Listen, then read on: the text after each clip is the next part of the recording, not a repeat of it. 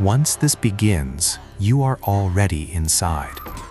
Before the fire was ever lit, the real work was done in rooms without windows, where names were peeled from mouths and souls were measured like livestock.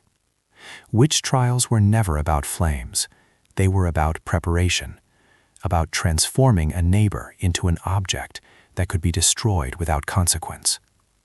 If you are hearing this, mark your presence in silence, broken only by a single word of origin, and seal yourself to this record, the way witnesses once sealed their fate, because those who left no trace were the easiest to erase. In early modern Europe, especially between the 15th and 17th centuries, accusation alone initiated a ritualized descent. Arrest was sudden, often at night, designed to fracture time and identity. The accused was stripped, searched for marks believed to be the devil's signatures. Birthmarks, scars, even folds of skin were catalogued with bureaucratic calm. Hair was shaved to expose the body fully to judgment. This was not cruelty for pleasure. It was procedure, authorized by manuals like the Malleus Maleficarum, whose authority was debated even then, yet followed with frightening obedience. Interrogation began with isolation. Days without sleep were common, justified as preventing demonic interference.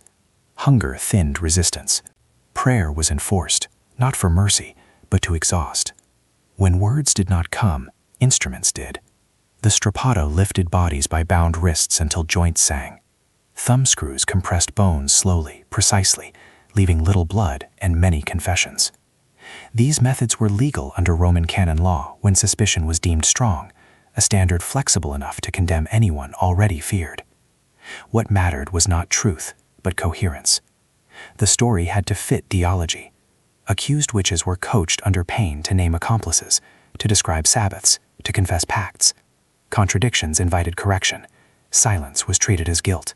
Recantation was proof of diabolic deceit. Even children were questioned, their words shaped by authority until fantasy hardened into testimony. By the time the stake was prepared, the transformation was complete. The condemned had been emptied, rewritten, and displayed as a warning. The crowd would see fire. They never saw the weeks of controlled dismantling that made the fire acceptable.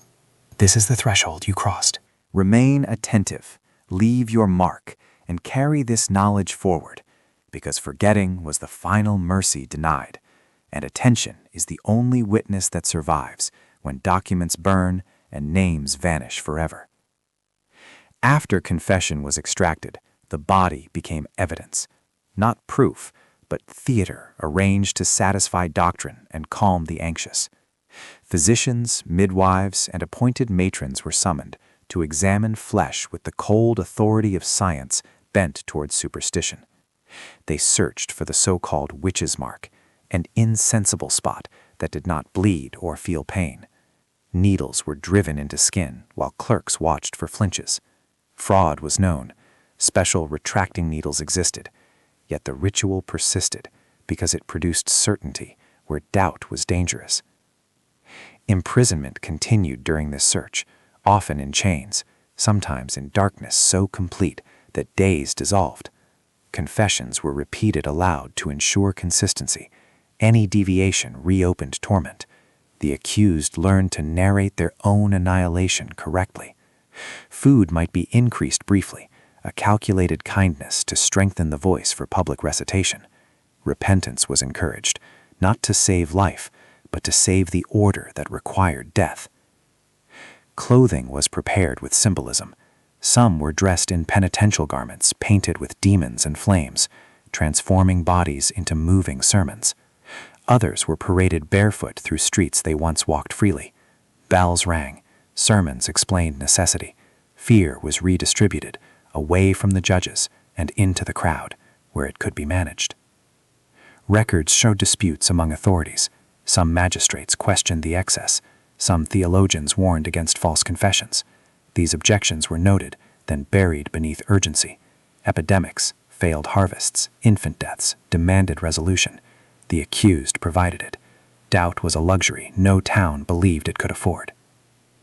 Before execution, the condemned were sometimes allowed confession to a priest. This final intimacy was another extraction. Names of accomplices were still requested. Salvation was conditional. To die penitent was to validate the process. To resist was to confirm the charge. Even mercy functioned as a trap. When the procession reached the place of burning, the transformation was irreversible. The person no longer existed as a neighbor or parent, only as a vessel of warning. Crowds did not need to be told what was happening. They had already participated by listening, by repeating, by believing. Fire was merely the punctuation. Understand this progression: accusation, isolation, confession, examination, display. Each step narrowed the path until no alternative remained. This was not chaos. It was a system refined over decades, replicated across regions with minor variation. Its power lay in making everyone complicit while convincing each participant responsibility belonged elsewhere without visible dissent. The final stage before flame was erasure made complete. Property was seized to pay jailers, interrogators, executioners. Families were ruined quietly, legality masking theft. Children were warned that memory itself was dangerous. Wives were told survival depended on distance. Communities learned how obedience looked. Some condemned were granted strangulation before burning, a mercy reserved for those who confirmed doctrine without hesitation. Others were bound alive. The distinction taught a lesson. Compliance could soften pain. Resistance amplified it. Officials called this justice tempered by charity. It functioned as conditioning.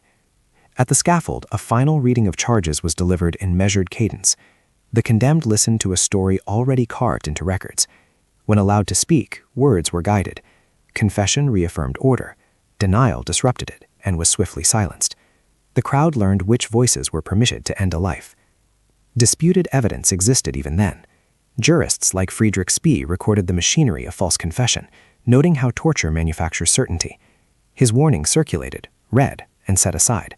Systems do not dismantle themselves while they are useful. Doubt was acknowledged, then neutralized. What followed lingered after smoke dispersed. Fear recalibrated behavior. Midwives altered practices. Healers withdrew. Women spoke less. Men denounced sooner. The absence of those burned created a map of silence others followed instinctively. This was the lasting objective. The trials declined not because innocence was recognized, but because priorities shifted. Wars demanded bodies. States centralized power. New explanations replaced old ones. The method remained, adaptable. Accusation, preparation, extraction, display. Only the labels changed. You are left without comfort because comfort was never intended. The fire ended nothing. It trained populations to accept that procedures can replace conscience, that paperwork can sanctify harm, that participation can be as small as listening and still be decisive. Remember this structure. It does not require superstition. It only requires fear, authority, and the willingness to look away while the door closes and someone learns, too late, how completely they were prepared to disappear. History preserved these cases in ink that outlived screams. Archives feel calm because pain was standardized. Names reduced to files appear manageable. This distance is deceptive. The mechanism waits intact. Whenever fear seeks efficiency, the sequence resumes, quietly, legally, with helpers who insist they are merely recording, merely following, merely present. That insistence is the prelude.